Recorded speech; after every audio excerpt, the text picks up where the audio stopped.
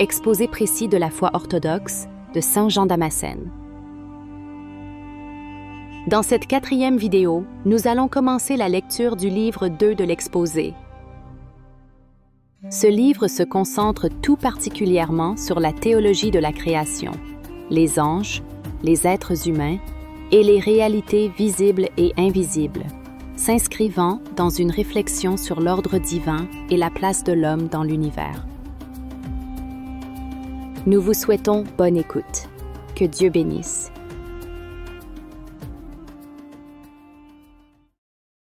Chapitre 1 du siècle ou éon. Celui qui est avant les siècles a fait les siècles lui-même. Le divin David déclare: des siècles au siècle, tu es. Psaume 89, verset 2. Et le divin apôtre, par lui, il a aussi fait les siècles. Hébreux chapitre 1, verset 2. Le mot siècle a plusieurs sens. Il signifie beaucoup de choses. On dit éon en parlant de la vie de chaque homme. On dit éon pour un intervalle de temps de 1000 années. On dit le siècle pour le cours présent de cette vie et le siècle à venir pour celui sans fin qu'il y aura après la résurrection. On le dit encore, non plus pour un temps, ni une partie du temps mesurée par les révolutions dans la course du soleil, c'est-à-dire par la succession des jours et des nuits, mais pour le coextensif au siècle, une sorte de mouvement à la fois temporel et spatial. En effet, le temps, pour ceux qui sont dans le temps, c'est ce qu'est le siècle pour les êtres éternels. On parle donc de 7 éons de ce monde-ci, c'est-à-dire depuis la création du ciel et de la terre, jusqu'à la consommation générale et la résurrection des hommes. Il y a en effet une consommation partielle, c'est notre propre mort. Il y en aura une commune et universelle, quand viendra la résurrection générale. Ce sera le 8e temps, l'aïon à venir. Avant l'établissement du monde, lorsqu'il n'y avait pas le soleil pour séparer le jour de la nuit, n'était pas mesuré, mais coextensif aux êtres éternels, comme une sorte de motion à la fois spatiale et temporelle. En ce sens, il y a un aïon 1. Toujours d'après cela, Dieu est dit non seulement éternel, mais prééternel, car il a fait les siècles. Dieu étant sans commencement est l'auteur de tout, des siècles et de tous les êtres. En disant Dieu, je parle évidemment du Père et de son Fils monogène, notre Seigneur Jésus-Christ, et de son Saint-Esprit. Ils sont notre seul Dieu. On parle aussi des siècles des siècles. Les 7 aïons de ce monde actuel comprennent de nombreux siècles comptés en vies humaines, mais l'aïon 1 comprend tous les siècles. C'est le siècle des siècles, présent et à venir. La vie éternelle, le châtiment éternel désigne l'infinitude du siècle à venir.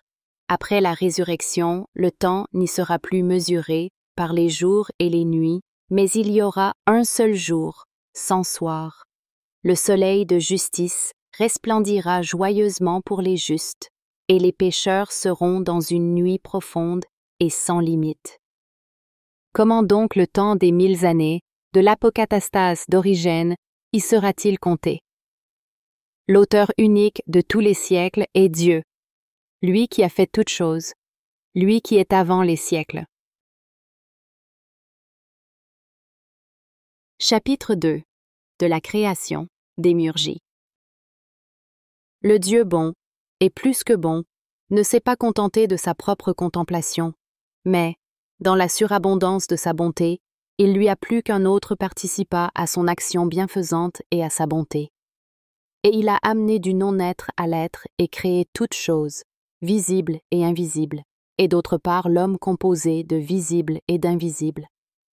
Il crée par la pensée, et la pensée est fondée comme œuvre, accomplie par le Verbe et achevée en perfection par l'Esprit.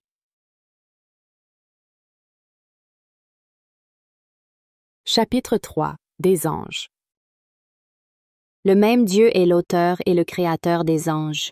Il les a amenés du non-être à l'être et les a créés, à sa propre image, de nature incorporelle, comme un esprit, un feu immatériel.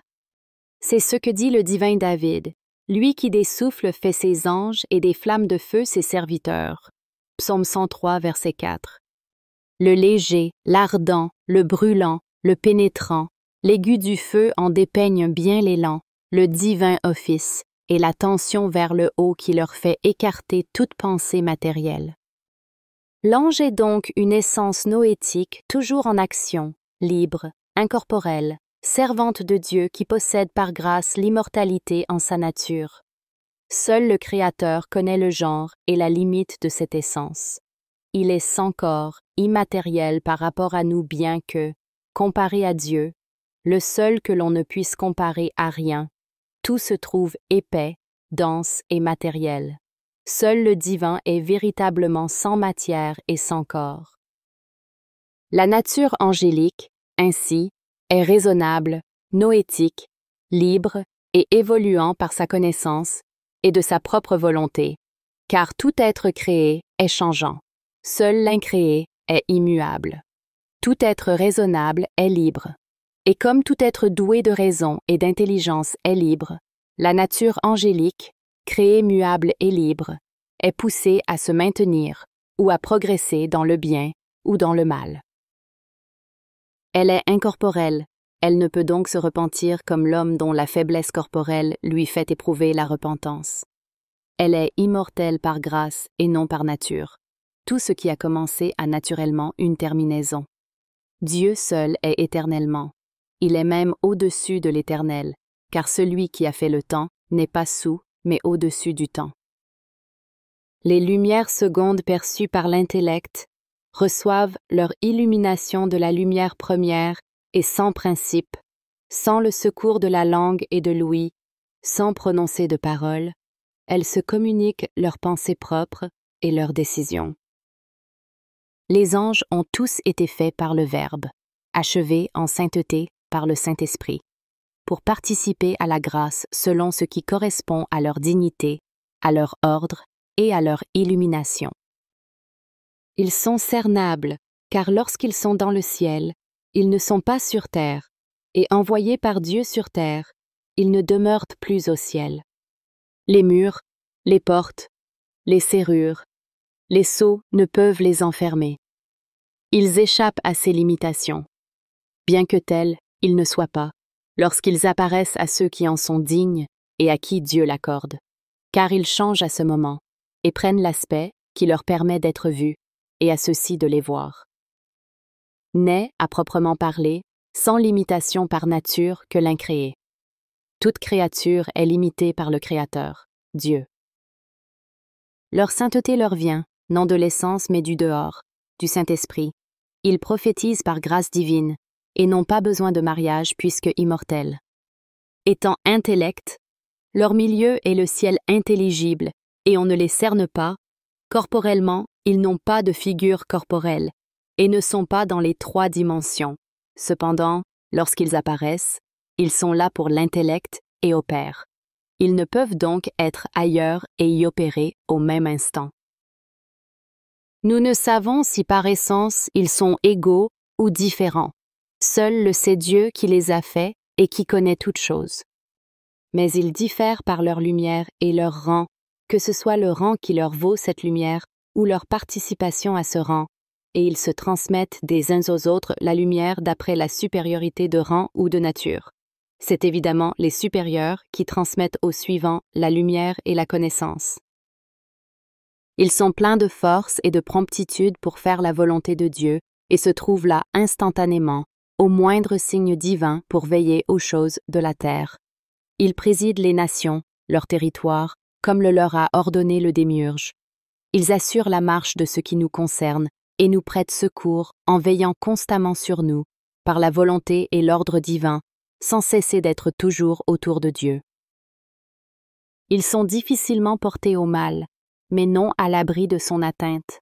Ils sont constants, immuables, non par nature mais par grâce et par le zèle qu'ils portent au seul bien. Ils voient Dieu, à la mesure où ils peuvent atteindre, et c'est là leur nourriture. Ils sont au-dessus de nous en tant qu'incorporels, éloignés de toute affection du corps, quoique non impassibles, car Dieu seul est impassible. Ils changent de forme quand le demande leur Maître Dieu, et apparaissent aux hommes pour leur dévoiler les mystères divins. Ils vivent dans le ciel où leur œuvre est de chanter à Dieu et de servir sa volonté divine. Comme le dit le Très Saint, le sacré et le grand savant du divin, Denis l'Aréopagite, la théologie, c'est-à-dire l'écriture divine, recense 9 essences célestes, et cet initiateur divin des mystères sacrés y distingue 3 ordres. Le premier, dit-il, est fait de ceux qui sont constamment autour de Dieu, destinés à s'attacher à lui, de près et sans intermédiaire. C'est celui des séraphins aux 6 ailes, des chérubins aux innombrables yeux et des trônes très saints. Le deuxième, celui des dominations, vertus, puissances. Le troisième et dernier, celui des principautés, des archanges et des anges. Certains, comme Grégoire le théologien, assurent que les anges sont venus avant toute créature. D'abord, il a pensé les puissances angéliques et célestes, dit-il, et cette pensée était une œuvre. D'autres disent que c'est après l'apparition du premier ciel, mais tous affirment que c'est avant que fut modelé l'homme. Quant à moi, je suis de l'opinion du théologien. Il fallait d'abord que fussent créées l'essence de l'intellect, ensuite celle du sensible, et alors, des deux, l'homme lui-même. Certains, enfin, assurent que les anges sont les démiurges d'une soi-disant essence. Ils se font la bouche de leur père le diable, car étant créés, ils n'ont rien d'un démiurge. L'auteur de tout, qui prévoit et conserve, c'est Dieu, seul incréé, loué et glorifié dans le Père et le Fils et le Saint-Esprit. Chapitre 4. Du diable et des démons. Parmi les puissances angéliques, le chef de file de l'ordre terrestre à qui Dieu avait confié la garde de la terre n'était pas né mauvais par nature. Il était bon, venu pour le bien, et n'avait nulle trace d'un mal que Dieu aurait déposé en lui. Cessant de tenir haut la clarté et l'honneur que le démiurge lui avait accordé, il se détourna, dans sa liberté et sa propre décision, de la loi pour aller contre la loi, et se retira de celui qui l'avait créé, Dieu, en voulant lui résister. C'est lui le premier qui rejeta le bien et choisit le mal. Le mal n'est rien d'autre que la privation du bien, de même que l'obscurité est la privation de la lumière. Le bien est une lumière de l'intelligence supérieure, le mal est la ténèbre de cette intelligence. C'est en effet après la création de la lumière qu'est venu le bien. Dieu vit tout ce qu'il avait fait, et voici cela était très bien. Genèse, chapitre 1, verset 31. C'est par sa libre volonté qu'il est devenu ténèbres.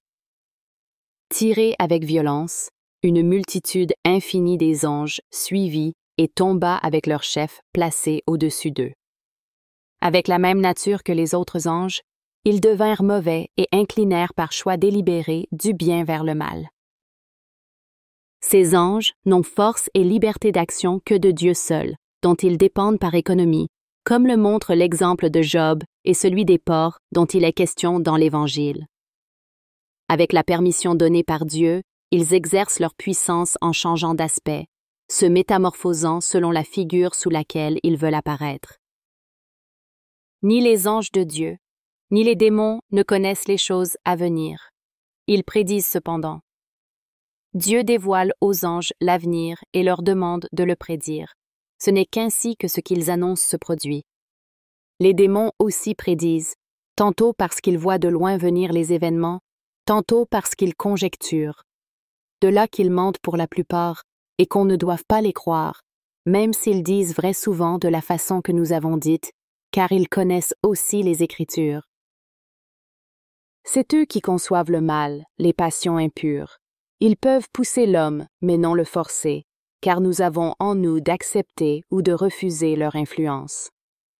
C'est pourquoi le feu inextinguible a été préparé, ainsi que l'éternel supplice, pour le diable, ses démons et ceux qui le suivent. Ce que la mort est pour les hommes, la chute l'est pour les anges, car après la chute, il n'y a pour eux pas de conversion, ni pour les hommes après la mort.